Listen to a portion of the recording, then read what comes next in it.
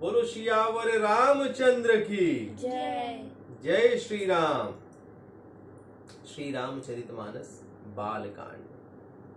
आज रंग पंचमी का दिन है और भगवान की हम कथा पढ़ रहे हैं।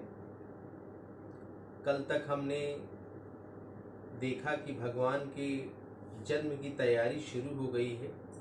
भगवान ब्रह्मा जी ने श्री हरि विष्णु की स्तुति भी की और अब आगे अवधपुरी में राजा दशरथ जी जन्म ले चुके हैं और अब उनके बाद भगवान पूरी तरह से माहौल उत्पन्न कर दिए हैं और भगवान के आने का आगमन की तैयारी हो रही है। आज दोहा क्रमांक 188 से श्री गणेशाय नमः श्री जानकी वल्लभो विदयते। जय श्री राम। आज पवित्र पर्व है। भगवान भक्तवत्सल, जैसे भगवान भक्तवत्सल श्री हरि ने भक्त प्रहलाद की रक्षा की, वैसे हम सब की रक्षा करें भगवान। जय श्री राम। कौशल्यादि नारी प्रिय सब आचरण पुनीत, पति अनुकूल प्रेम दृढ़ हरिपद कमल विनीत। राजा दशरथ की, उनकी कौशल्या आदि सभी रानियां पवित्र आचरण वाली थीं। वे अति विनीत और पति के अनुकूल चलने वाली थीं तथा श्री हरि के चरण कमलों में उनका भी दृढ़ प्रेम था। भगवान के भक्त थे। एक बार भूपति मन माही, भय गलानी मोरे सुत नाही। गुरु गृह गयऊ तुरत मही पाला, चरण लागी करी विनय विशाला। एक बार राजा दशरथ के मन में बड़ी ग्लानि हुई कि मेरे पुत्र नहीं है। राजा तुरंत ही गुरु के गृह गए और उनके चरणों में प्रणाम करके विनय किया और कहा, निज दुख सुख सब गुरु ही सुनायहूं, कही वशिष्ठ बहु विधि समझायहूं। धरहूं धीर होई हहि सुत चारी, त्रिभुवन विदित भगत भयहारी। राजा ने अपना सारा दुख सुख गुरु को सुनाया। गुरु वशिष्ठ जी ने उन्हें अनेक प्रकार से समझाया और कहा, धीरज धरो, तुम्हारे 4 पुत्र होंगे जो तीनों लोकों में प्रसिद्ध और भक्तों के भय को हरने वाले होंगे। अब एक कहानी है जो पूरे व्याख्यान के साथ है कि लेकिन ब्राह्मण के वेश में वह महाराज दिलीप को छल पूर्वक सम्मान करना चाहता था। जब रावण अयोध्या के महलों में गया तो महाराज दिलीप ने उस समय संध्या वंदन के लिए सरजू गए हुए थे। महारानी सुदक्षिणा आदि रानियों ने विप्रवेशधारी रावण का स्वागत किया, उसका पूजन अर्चन किया। लेकिन जैसे ही रावण ने अपना असली रूप दिखाया, रनिवास में भगदड़ मच गई। यानी ये कहानी जो है जुड़ रही है कब से कि महाराज दिलीप ने आर्यवर्त को राक्षस विहीन कर दिया था। महाराज दिलीप ने राक्षस या तो मारे गए या भागकर इधर उधर मायावी रूप धर छिप गए। यह बात जब रावण को ज्ञात हुई तो महाराज दिलीप को परास्त करने वह अयोध्या तक पहुंच गया। लेकिन ब्राह्मण वेश में था रावण। वह महाराज दिलीप को छल पूर्वक समाप्त करना चाहता था। जब रावण अयोध्या के महलों में गया तो महाराज दिलीप उस समय संध्या वंदन के लिए सरजू गए हुए थे। महारानी सुदक्षिणा आदि रानियों ने विप्रवेशधारी रावण का स्वागत किया, उनका पूजन अर्चन किया। लेकिन जैसे ही रावण ने अपना असली मायावी रूप दिखाया, रनिवास में भगदड़ मच गई। रावण अयोध्या के राजमहलों से सरयू किनारे जा पहुंचा। वहां दूर खड़ा संध्या वंदन समाप्त होने की प्रतीक्षा करने लगा। रावण ने देखा कि महाराज दिलीप ने संध्या वंदन करते समय कुछ अक्षत एक दिशा की ओर फेंके। वह विद्वान था, शास्त्रों के मर्म को जानने वाला था।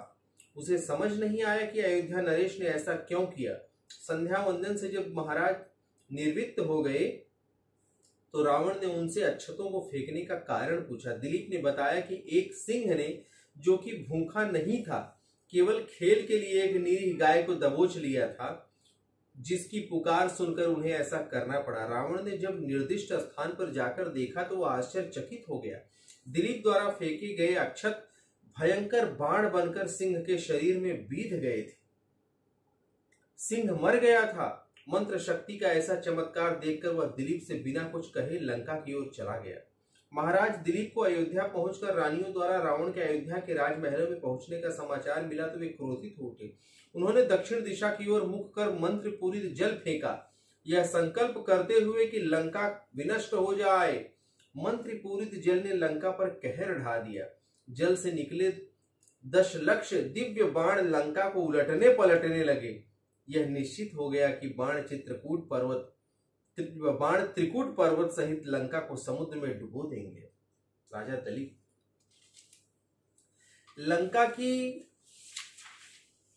लंका की महारानी मंदोदरी ने बाणों को महाराजा दिलीप को दुहाई देते हुए निवेदन किया कि लंका की प्रजा ने तो न कोई अपराध किया है, लंका नरेश भी इस समय नगरी में नहीं है, तो फिर ऐसा क्यों? सूर्यवंशी तो किसी को बिना किसी अपराध के दंड नहीं देते। अपने स्वामी की दुहाई सुनकर बाण वापस अयोध्या लौट आए। महाराज दिलीप भी सब जानकर शांत हो गए। रावण के लिए इतना संदेश काफी था। वर्षों बाद दिलीप के पुत्र रघु ने जब रावण से कर मांगा तो लंका को एक बार फिर से वैसी स्थिति का सामना करना पड़ा। इस बार भी मंदोदरी ने ही लंका को नष्ट होने से बचाया, लेकिन रघु के पुत्र अज से युद्ध करने रावण स्वयं आ खड़ा हुआ। महाराजा अज ने रावण को मारा नहीं, क्योंकि वह ऋषि पुत्र था और शास्त्रों का ज्ञाता विद्वान ब्राह्मण था। महाराजा अज ने उसे सेना सहित पवनास्त्र से लंका पहुंचा दिया। रावण को चुप्पी साधनी पड़ी। उस समय उसके सामने और कोई चारा नहीं था। वह अवसर की प्रतीक्षा करने लगा। अज के पुत्र दशरथ ने जब अयोध्या का राजकाज संभाला तो रावण ने अपनी करनी दोहराई। उसने अयोध्या के महाराजा से कर मांगा। रावण ने अयोध्या के महाराजा दशरथ से कर मांगा। महाबली राजा दशरथ ने अपनी शक्ति से लंका के सभी द्वार बंद कर दिए। रावण अपनी सोने की लंका में ही बंदी बनकर रह गया। महाराजा दशरथ ने रावण को संदेश भेजा कि यदि वह अपनी लंका के द्वारों को खोल ले तो अयोध्या से उसे बिना किसी बहस के कर मिल जाएगा। रावण ने बहुत प्रयास किया, लेकिन वह लंका के द्वार न खोल पाया।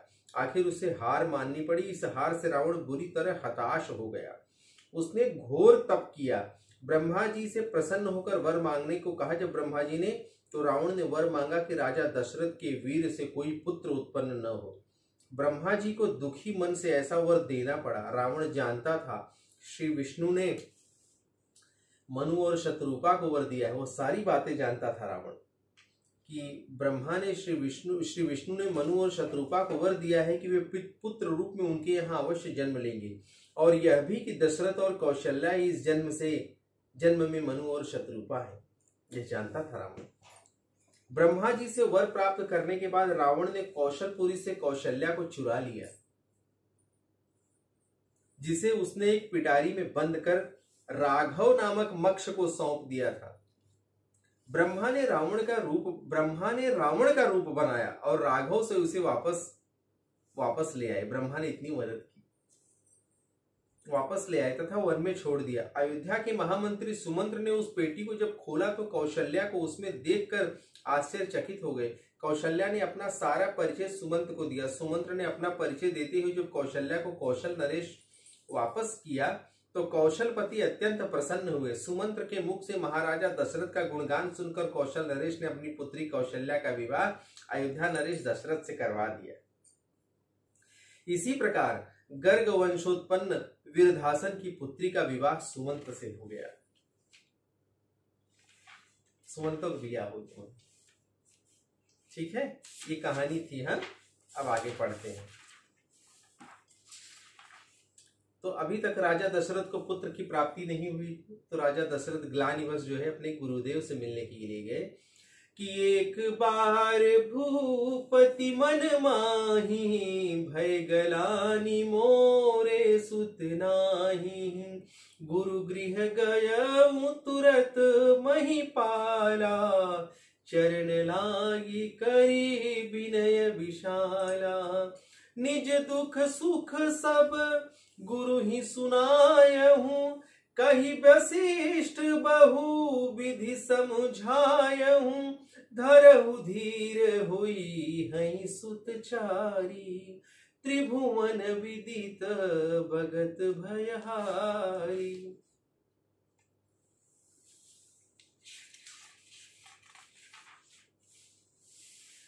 श्रृंगी ऋषि वशिष्ठ बुलावा, पुत्र काम शुभ यज्ञ करावा। भगति सहित मुनि आहुति दीन्हे, प्रगटे अग्नि चरु कर लीन्हे।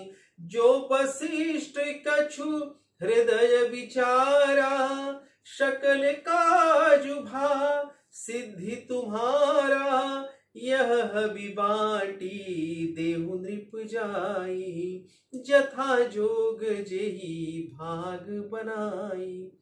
वशिष्ठ जी ने श्रृंगी ऋषि को बुलवाया और उनसे पुत्र कामेष्ट यज्ञ कराया।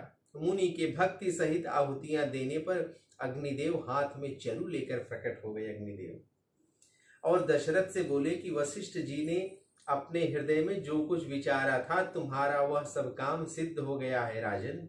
अतः हे राजन, अब तुम जाकर इस हविष्यान्न को जिस पत्नी के लिए जैसा उचित समझो वैसा भाग बांट दो। इससे आपकी मनोकामना पूर्ण हो जाएगी। आपने जो कुछ भी वशिष्ठ से कहा है, वशिष्ठ ने वह सारी चीजें मुझे बताई है और ये उसी के लिए ले जाइए। जिसको जैसा चाहते हो दे दो जिस रानी को। तब यदृश भय पावक, सकल सबहि समुझाई। परमानंद मगन नृप, हर्षन हृदय समाई। उसके बाद अग्निदेव सारी सभा को समझाकर अंतर ध्यान हो गए। राजा परमानंद में मग्न हो गए। उनके हृदय में हर्ष असीम था जो समा ही नहीं रहा था। कि तब ही राय प्रिय नारी बुलाई, कौशल्यादि तहां चली आई। अर्ध भाग कौशल्य ही दीन्हा, उभय भाग आधे कर लीन्हा। कैकेयी कह नृप सोदयऊ, रहो सो उभय भाग पुनि भयऊ। कौशल्या कैकेयी हाथ धरी, दीन्ह सुमित्र ही मन प्रसन्न करी। एहि विधि गर्भ सहित सब नारी, भई हृदय हर्षित सुख भारी। जा दिन ते हरि गर्भ आए, सकल लोग सुख संपत्ति छाए। मंदिर मह सब राज ही रानी, शोभाशील तेज की खानी। सुख जुत कछुक काल चली गयऊ, जेहि प्रभु प्रगट सो अवसर भयऊ। बोलो सियावर रामचंद्र की जय। बोलो भक्तवत्सल भगवान की जय। कि उसी समय राजा ने अपनी पत्नियों को बुलाया। कौशल्या आदि सब रानियां वहां चली आई। राजा ने हविष्यान्न का आधा भाग कौशल्या को दे दिया। हविष्यान्न का आधा भाग कौशल्या को दे दिया और शेष बचे हुए आधे का 2 भाग किया। राजा ने उनमें से एक भाग कैकेयी को दिया और शेष भाग जो बचा रहा उसके फिर 2 भाग हुए और राजा ने कौशल्या की अनुमति से लेकर सुमित्रा को दे दिया। इस प्रकार सब स्त्री रानियां गर्भवती हो गईं। सभी अपने हृदय में बहुत प्रसन्न हुई। उन्हें बड़ा सुख मिला। जिस दिन से श्री हरि गर्भ में आए सब लोकों में सुख और संपत्ति छा गई। शोभाशील और तेज की खान बनी सब रानियां महल में सुशोभित हुई। इस प्रकार कुछ समय सुखपूर्वक बीता और वह अवसर आ गया जब प्रभु को प्रकट होना था। जोग लगन ग्रह बार तिथि शकल भये अनुकूल, चर अचर हर्ष जुत राम जन्म सुख मूल, सियावर रामचंद्र की जय। कि योग लग्न ग्रहवार तिथि जड़ और चेतन सब अनुकूल हो गए। तत्क्षण इन योग लग्न ग्रह वार तिथि जड़ और चेतन सब अनुकूल हो गए थे, क्योंकि प्रभु मेरे भक्त वत्सल भगवान श्री रामचंद्र जी सुख का जो मूल है उनका जन्म होने वाला था, प्रकट होने वाले थे वो।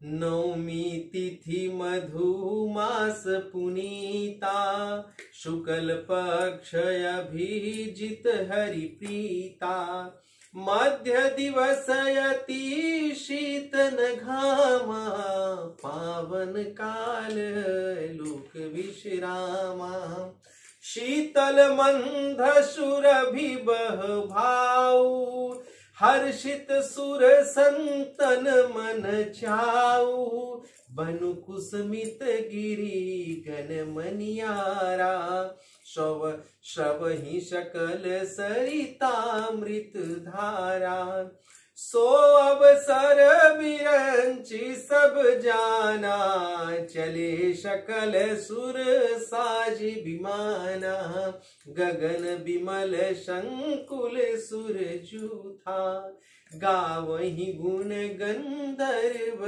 बरूथा, बरसहि सुमन सुमंगल साजी, गहि गहि गगन दुमदुभि बाजी, स्तुति करहि नाग मुनि देवा, बहुविधि लावहि निज निज सेवा। बोलो सियावर रामचंद्र की।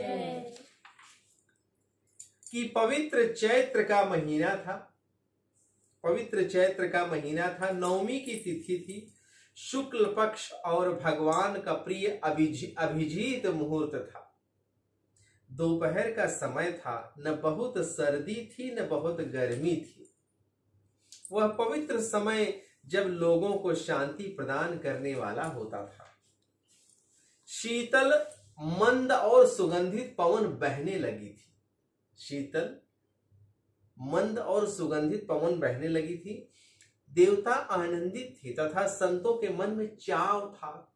वन फूले हुए थे, पर्वतों के समूह मणियों से जगमगा रहे थे। मणियां खुलकर पर्वतों के ऊपर आ गई थी खुशी के मारे, और सभी नदियों में अमृत की धाराएं बहने लगी थी। जब ब्रह्मा जी ने भगवान के प्रकट होने का अवसर जाना, तब उनके समेत सभी देवता विमान सजाकर चल पड़े। चलो अयोध्या। तत्क्षण आकाश देवताओं के समूहों से भर गया। गंधर्वों के दल गीत गाने लगे लगातार और अपनी अंजलियों में पुष्प भरकर बरसाने लगे। आकाश नगाड़ों की आवाज से गूंज उठा। नाग मुनि तथा देवता सब प्रभु की स्तुति करने लगे और विविध प्रकार से अपने अपने उपहार भेंट करने लगे। सूर समूह बिनती करी, पहुँचे निज निज धाम। जग निवास प्रगटे प्रभु, अखिल लोक विश्राम। शिवावर रामचंद्र की जय। देवताओं के समूह विनती करके अपने अपने लोक चले गए। तब समस्त लोगों को शांति प्रदान करने वाले प्रभु प्रकट हो गए। भय प्रगट कृपाला दीन दयाला, कौशल्या हितकारी।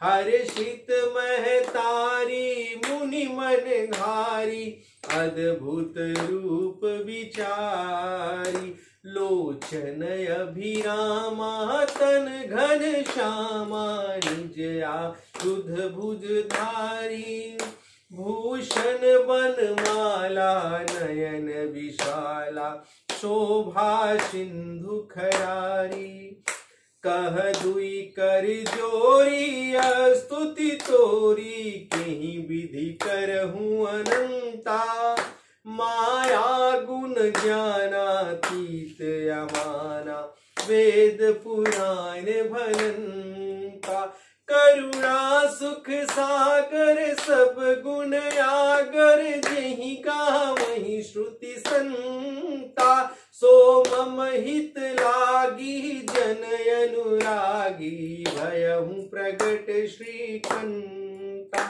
ब्रह्मांड निकाया निर्मित माया रोम रोम प्रतिवेद कहे मम उर सोबासी यह उपहासी सुनत धीर मति थिर न रहे उपजा जब ज्ञाना प्रभु मुस्काना चरित बहुत विधि कीन चहे कही कथा सुनाई मातु बुझाई जही प्रकार सुत प्रेम लय माता पुनि बोली सोमति डोली तजहु तात यह रूपा की जय शिशु लीला अति प्रिय शीला यह सुख परम अनुपा सुनी बचन सुजाना रोदन ठाना हुई बालक सुरभूपा यह चरित जगा वही हरि पद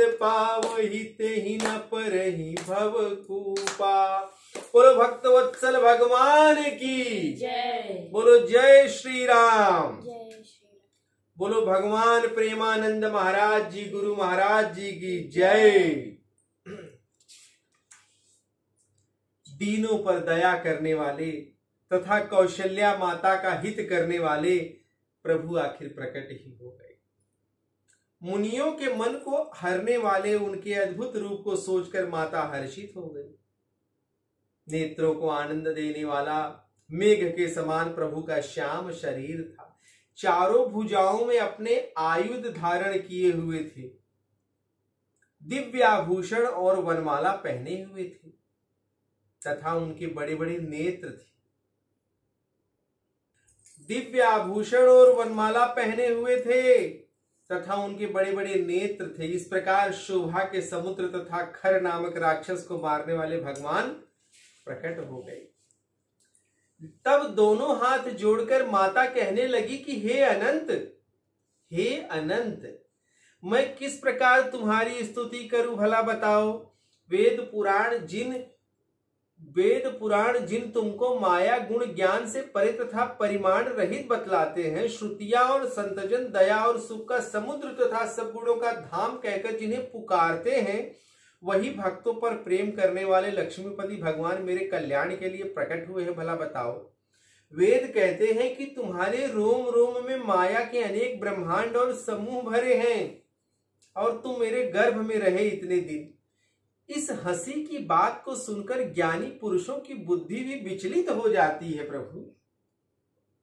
तब प्रभु मुस्कुराए। वे अनेक प्रकार के चरित्र करना चाहते हैं, अतः उन्होंने माता को अपने पूर्व जन्म की कथा सुनाई, तत्क्षण सुनाई उन्होंने, जिससे उनके मन में भगवान के प्रति पुत्र भाव जागृत हो जाए, इसलिए उन्होंने कथा सुनाई। जब माता की बुद्धि बदल गई तब वह बोली कि हे तात, अब यह रूप छोड़कर बाल लीला करो जो मेरे लिए परम अनुपम और सुखकर हो।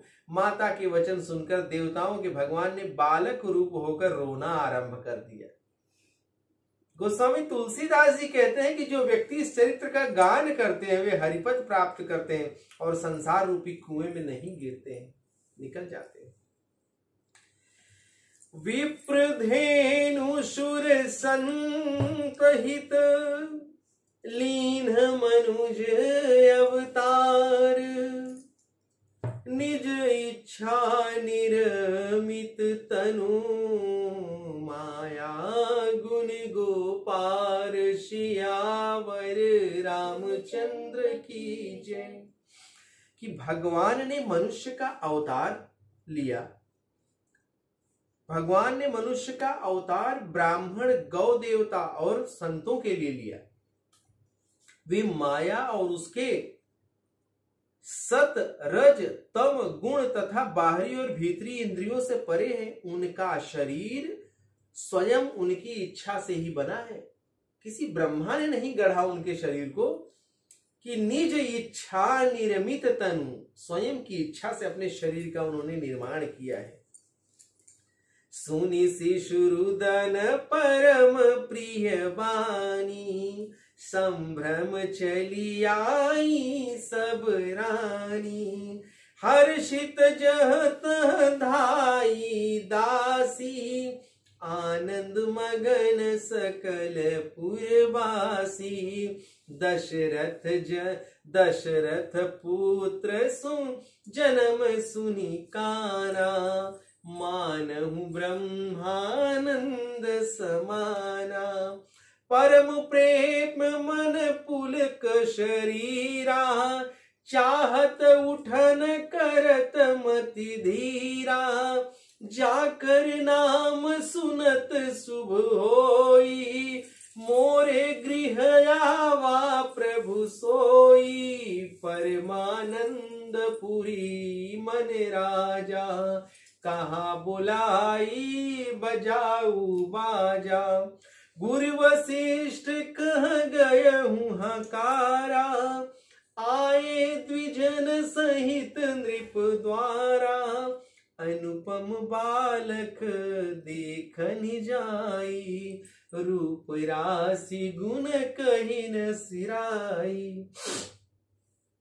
बच्चे के रोने की प्यारी ध्वनि सुनकर सब रानियां उतावली होकर दौड़ कर चली आईं। दासियां हर्षित एवं प्रसन्न होकर जहां तहां दौड़ी और सारे नगरवासी आनंद में मग्न हो गए। राजा दशरथ पुत्र का जन्म सुनकर मानो ब्रह्मानंद में समा गए। अतिशय प्रेम से उनका शरीर पुलकित हो गया। आनंद में अधीर हुई बुद्धि को धीरज देकर वे उठना चाहते हैं। जिनका नाम सुनते ही कल्याण होता है, वही प्रभु मेरे घर आए हैं, यह सोचकर राजा का मन आनंद से परिपूर्ण हो गया है। उन्होंने बाजे वालों को बुलाकर कहा कि अरे भाई बाजे बजाओ। गुरु वशिष्ठ जी को भी बुलाया गया। वे ब्राह्मणों को साथ लिए राजमहल में आए। उन्होंने जाकर अनुपम बालक को देखा, जो रूप की राशि है और जिसके गुण कभी समाप्त नहीं होते। ऐसे बालकों को देखा, नामकरण करेंगे। अब नंदी मुख शराध करी, जात कर्म सब कीन है। हाटक धेनु बसन मनी, नृप विप्रन कह दीन। और फिर महाराज दशरथ ने नंदी मुख श्राद्ध करके सब जात कर्म आदि संस्कार किए और ब्राह्मणों को सोना, गौ, वस्त्र और मणियों का दान दिया। ध्वज पातक तोरण पुर छावा, कही न जाई जेहि भांति बनावा। सुमन वृष्टि आकाश ते होई, ब्रह्मानंद मगन सब लोई। वृंद वृंद मिली चली लोगाई, सहज श्रृंगार किए उठी धाई। कनक कलश मंगल भरी थारा, गावत बैठही भूप द्वारा। ध्वजा, पताका और तोरणों से जिस प्रकार नगर सजाया गया, उसका तो वर्णन ही नहीं हो सकता। आकाश से फूलों की वर्षा हो रही थी और सब लोग ब्रह्मानंद में मग्न हो गए थे। स्त्रियों के झुंड स्वाभाविक श्रृंगार से ही घरों से निकल पड़े। स्त्रियों के झुंड स्वाभाविक श्रृंगार में ही घरों से निकल पड़े, जो नॉर्मल श्रृंगार में। हाथों में सोने के कलश और थालों में मंगल कलश लिए मंगल गीत गाती हुई वे राजद्वार से भीतर आ पहुंचे।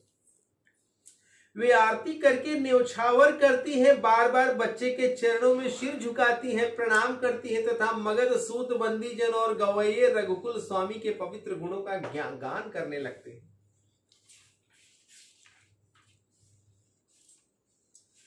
सरबस दान दीन सब काहू, जेहि पावारा खा नहीं काहू। मृग मद चंदन कुमकुम कीचा, मची शकल बिथीन बिच बीचा। राजा ने सभी को भरपूर दान दिया। जिसने जो पाया उसने भी उसे प्रसन्नता से लुटा दिया। जैसे किसी को किसी ने कुछ उपहार दिया तो प्रसन्नता से उसने वह उपहार भी लुटा दिया, इतना प्रसन्नता। राजा की सभी गलियां कस्तूरी, कस्तूरी क्या होता है? हिरण के भीतर कस्तूरी होता है। सभी गलियां कस्तूरी, चंदन और केसर केसर केसर के कीचड़ से भर गई। सभी अयोध्या की गलियां चंदन, कस्तूरी और केसर के कीचड़ से भर गईं। गृह गृह बाज बधाव शुभ, प्रगटे सुषमा कंद। हर्षवंत सब जहां तहां, नगर नारी नर वृंद। घर घर मंगल में बधावे बजने लगे, क्योंकि भगवान प्रकट हुए हैं। नगर के स्त्री पुरुषों के झुंड जहां तहां आनंद मग्न हो रहे हैं। कह कह सुता सुमित्रा दो, सुंदर सुत जनमत भयो। यह वह सुख संपत्ति समय समाजा, कही न सकही आदर यही राजा। अवधपुरी सोहई भांति, प्रभु ही मिलन आई जनु राती। देखी भानु जनु मन सकुचानी, तदपि बनी संध्याय अनुमानी। अगर धूप बहु जनु अंधियारी, उड़ही अबीर मनहु अरु नारी। मंदिर मणि समूह जनु तारा, नृप गृह कलश सो इंदु तारा। भवन वेद धुनि अति मृदु बानी, जनु खग मुखर समय जनु सानी। कौतुक देखी पतंग भुलाना, एक मास तही जात न जाना। कि कैकेयी और सुमित्रा ने भी सुंदर पुत्रों को जन्म दिया। उस सुख संपत्ति, समय और समाज का वर्णन सरस्वती और शेष जी भी नहीं कर सकते। बोलो सियावर रामचंद्र की जय। अवधपुरी इस प्रकार सुशोभित हो रही है मानो रात्रि प्रभु से मिलने आई हो, तथा सूर्य को देखकर सकुचा गई हो, परंतु फिर भी मन में विचार कर संध्या बनकर रह गई हो। अगर कि धूप का घना धुआं मानो अंधकार बन गया, इतनी अगरबत्तियां जल रही और अबीर उसकी ललाई है, इतने अबीर और गुलाल उड़ रहे हैं। महलों में मणियों के समूह मानो तारा गण है, ऐसे मणि बिखरे हुए हैं। और राजमहल का कलश मानो चंद्रमा है। राजभवन में जो वेद ध्वनि गूंज रही है, वेद लगातार उच्चारण किए जा रहे हैं। जो वेद ध्वनि गूंज रही है वही मानो समयानुकूल पक्षियों की चहचहाहट है। यह कौतुक देखकर सूर्य भी अपनी चाल भूल गए और खड़े होकर देखने लगे वहीं से। उन्हें 1 महीना बीत गया एक ही स्थान पर खड़े खड़े देखते हुए। भूल गए कि उन्हें आगे परिक्रमा करनी। मास दिवस कर दिवस भा, और ऐसा हो गया कि 1 महीने सूर्य वहीं खड़े रहे और 1 महीने का वह दिन हो गया। कोई जान नहीं पाया, इतनी खुशियां बिखर गई कि मास दिवस कर दिवस भा, मर्म न जाने को। रथ समेत रवि था क्यों, निशा कवन विधि होई। सियावर रामचंद्र की जय। कि महीने भर का दिन हो गया, इस रहस्य को कोई जान नहीं पाया। जब सूर्य अपने रथ सहित वहीं रुक गए, फिर रात भला कैसे हो जब सूर्य वहीं नजारा देखने के लिए ठहर गए।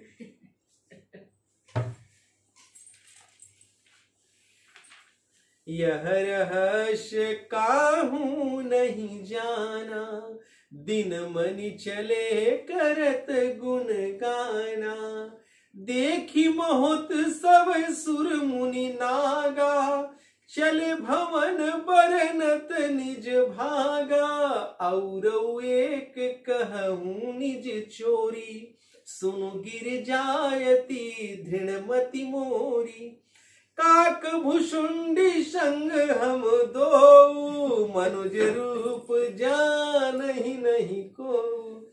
कि यह रहस्य किसी ने भी जाना और अंत में सूर्य देव भी गुणगान करते हुए चल पड़े। वह देखे कि अरे बाप रे बाप, मैं तो बहुत समय से यहाँ हूँ। यह महोत्सव देखकर देवता मुनि और नाग भी अपने अपने भाग्य को सराहना करते हुए अपने अपने घरों की ओर चल दिए। शंकर जी कहते हैं पार्वती जी से कि और एक कहूँ निज चोरी, एक चोरी की बात बताता हूं जो है तुम सुन लो। कि सुनु गिरिजा अति दृढ़ मति तोरी, काक भुषुंडी संग हम दो, मनुज रूप जाने नहीं को।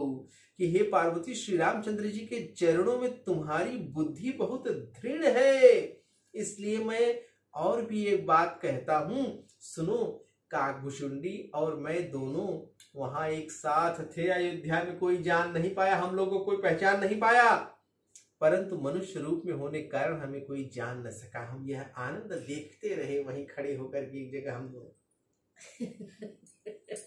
परमानंद प्रेम सुख फूले, बिथि न फिरी मगन मन भूले।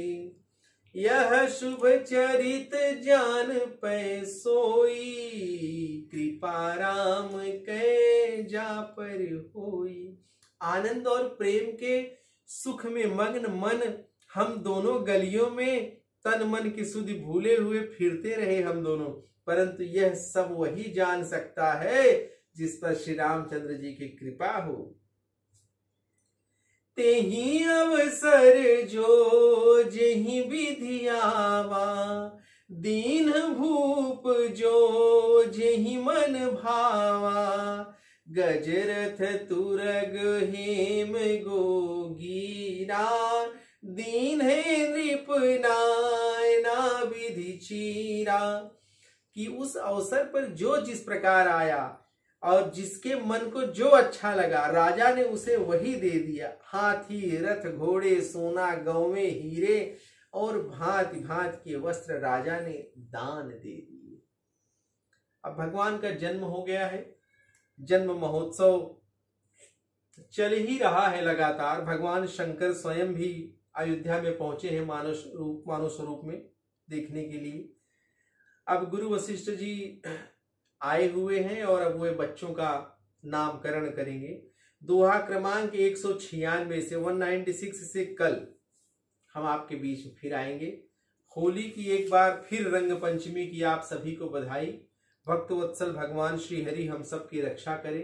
बोलो सियावर रामचंद्र की जय। जय श्री राम।